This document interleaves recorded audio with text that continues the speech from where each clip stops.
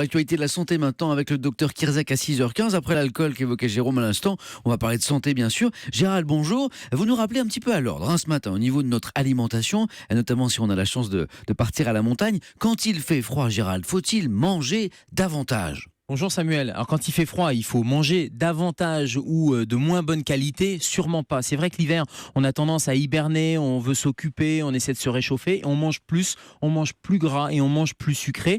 Et ça vient avec un phénomène aussi qui est très souvent une petite déprime saisonnière. Il y a un manque de luminosité et ce manque de luminosité, les études ont montré que manque de luminosité, donc raccourcissement des jours, plus diminution de la température, on avait du mal à contrôler son appétit. Alors Jérôme Lacroix qui est avec moi là, toujours se demande comment éviter la prise de poids l'hiver.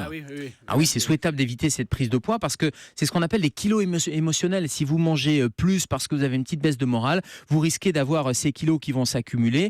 Et en plus, il y a une richesse calorique. Vous imaginez bien quand vous avez de la raclette, de la tartiflette, c'est différent des salades d'été et c'est beaucoup plus calorique. Donc il faut éviter toutes les erreurs qu'on accumule l'hiver. En particulier, il faut éviter de grignoter et puis il faut contrôler la quantité et la qualité de ce qu'on mange. Donc au contraire, il faut se nourrir équilibré, il faut privilégier des protéines, des vitamines, des oligo-éléments. Il faut s'hydrater et ça c'est important. Et le bon moyen finalement de profiter à la fois des fruits, des légumes, de l'hydratation et se réchauffer un peu, c'est quoi? C'est les soupes tout simplement. C'est de faire des soupes maison qui vont en plus booster les défenses immunitaires. Vous êtes dur quand même avec nous.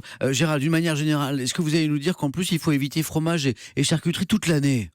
Alors, la charcuterie, très clairement. Le fromage, il faut en prendre un peu parce que c'est une source de calcium qui est intéressante et de vitamines. La charcuterie, il faut clairement lever le pied toute l'année.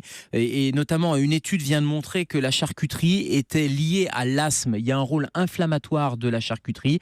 Et au-delà de 4 fois par semaine, par exemple, très clairement, vous augmentez vos symptômes si vous avez de l'asthme. Ça avait déjà été démontré avec une augmentation des BPCO, vous savez, ces fameuses bronchites pulmonaires chroniques obstructives. Et donc, les recommandations de l'Organisation mondiale de la santé, c'est vraiment d'alterner, manger un peu de viande rouge, un peu de charcuterie, un peu de poisson, un peu d'œufs, mais il faut faire attention et il faut clairement moins de 4 fois par semaine manger de la charcuterie. Un grand merci docteur Kirzek pour ces bons conseils et on vous retrouve à 11h dans Allo Europe 1.